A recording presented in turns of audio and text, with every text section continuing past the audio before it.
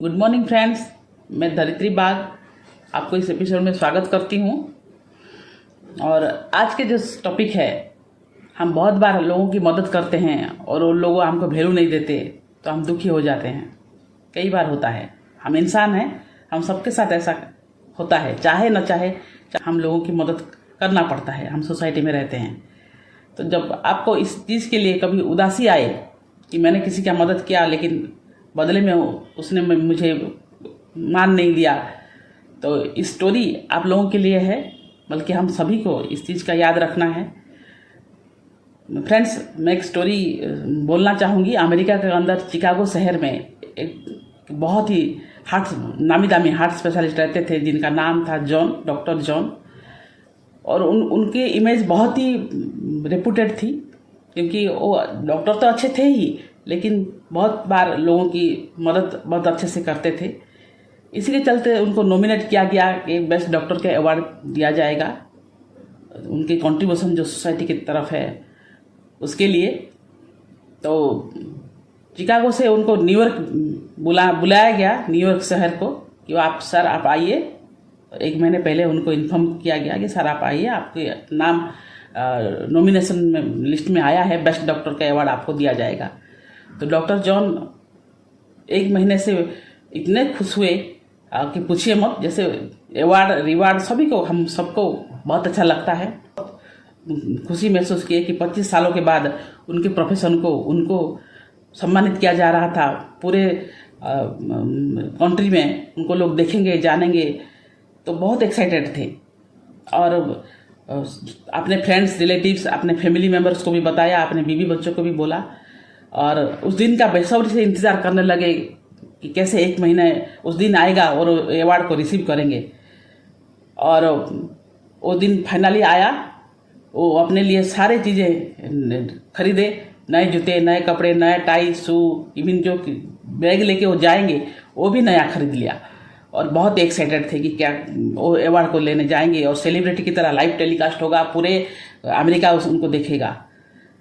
दोस्तों, इसमें एक बात हुई, अपने ड्राइवर को भी बोले कि जल्दी आ जाना, सुबह सुबह अर्ली मॉर्निंग फ्लाइट है और मैं निकल जाऊंगा।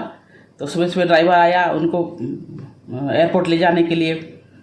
फाइनली वो एयरपोर्ट के लिए रवाना हुए। बहुत ही खुश थे, मतलब अंदर बहुत ही खुश थे, इतना बड़ा अचीवमेंट उनको मिल रहा है बोल के। जैसे एयरपोर्ट पहुंचे और टिकट वगैरह लिए और जाके फ्लाइट में बैठ गए।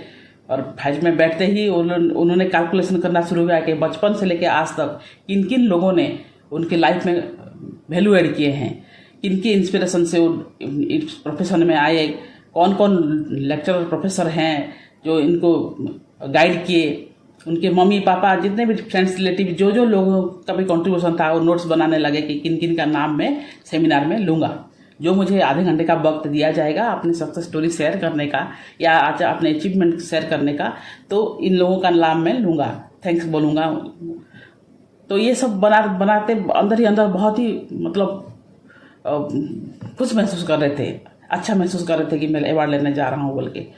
तो जैसे ही फ्लाइट 1 घंटा का उड़ान भरी थी, उस वक्त डिक्लेयर हुआ कि आगे वेदर बहुत ख़राब है और हम आगे नहीं जा सकते, इसीलिए इमरजेंसी लैंडिंग करना पड़ रहा है। फ्लाइट को हम इमीडिएटली एक एयरपोर्ट पे उतार रहे हैं। तो जितने भी पैसेंजर थे सभी उतर गए। उस जैसे प्लेन लैंडिंग हुई सभी उतर गए और डॉक्टर जॉन भी उतर गए। लेकिन तभी उनके मन में बहुत ही उदासी थी कि इतना बड़े अवार्ड फंक्शन में वो जा रहे हैं और उनको देखो ऊपर वाला क्या कर दिया आपने। उतरे, फिर एयरपोर्ट वाला अथॉरिटी से बात की कि मुझे एक अवार्ड फंक्शन में एनी हाउ जाना है, मुझे एक टैक्सी का बंदोबस्त कर दीजिए। तो नहीं सर, आप मत जाइए, इतना बड़े तूफान में आप घिर जाएंगे, परेशान हो जाएंगे, मत जाइए। लेकिन वो माने नहीं, मुझे जैसे भी करके उस अवार्ड फंक्शन को जाना है, मेरा लाइफ का बड़ा अचीवमेंट है ये, मैं किसी भी कीमत पे उसे खोना नहीं चाहता। तो ठीक है, एयरपोर्ट अथॉरिटी वाले उनको कार का बंदोबस्त कर दिए और वो एयरपोर्ट से न्यूयॉर्क की तरफ रवाना हुए।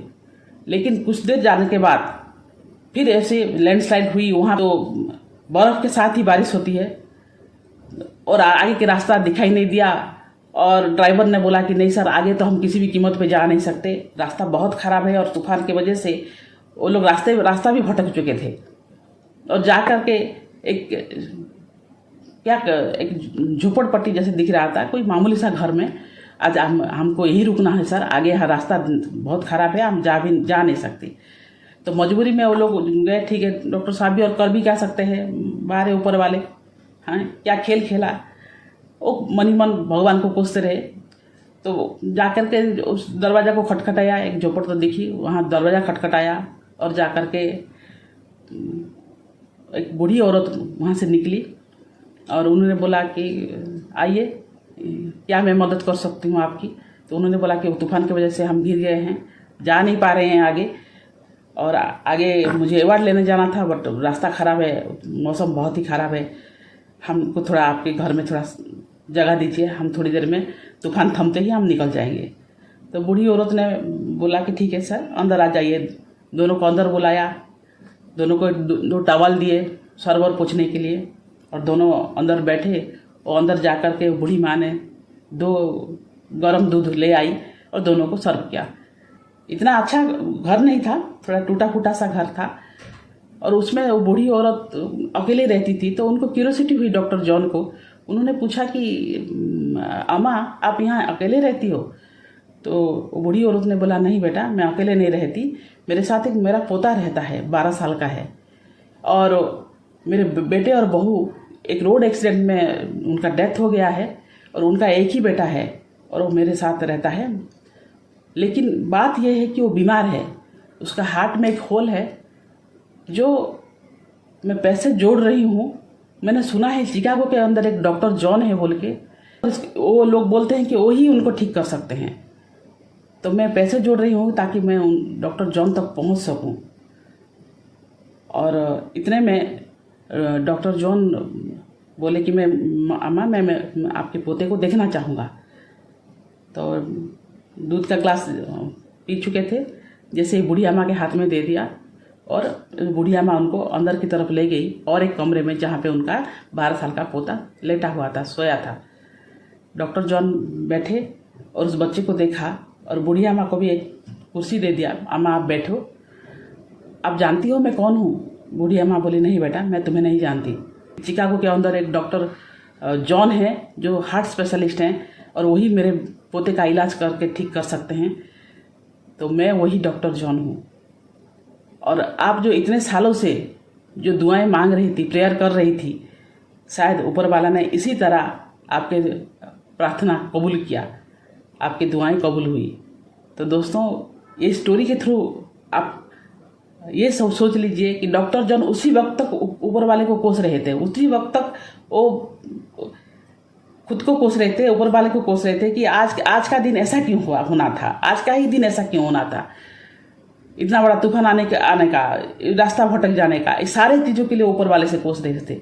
लेकिन ऊपर वाला जानता था कि इन्हीं के थ्रू किसी और का प्रेयर को उनको जवाब देना था। तो उस बूढ़ी औरत ने सुन के फूट फूट कर रोई, और डॉक्टर जॉन ने उनको दिलासा दिया कि चिंता मत कीजिए, शायद ऊपर वाले आपसे मिलाने के लिए मुझे इतने सारे तकलीफ़ों से गुजारा। कल सुबह आप दोनों तैयार हो जाइए, मैं दोनों को अपने साथ ले जाऊंगा, और मेरे हॉस्पिटल में आपका पोते का इलाज भी होगा, और आपको भी चिंता करने की ज़रूरत नहीं, पैसे जोड़ने की ज़रूरत नहीं, और आपका भी देखभाल आखिर तक मैं ही करूँगा। हम भी जब कोई किसी से मदद करते हैं और हमें कोई पूछता नहीं, या फिर कहीं पे दुखी हो जाते हैं, मेरा पैसा डूब गया, तो दोस्तों इसी कहानी को याद रखिएगा। आपकी परेशानी, शायद आप परेशान हो सकते हैं, लेकिन आपके थ्रू शायद किसी की मदद करना चाहता था ऊपर वाला। तो थैंक यू सो मच। आज का स्टोरी यही तक था।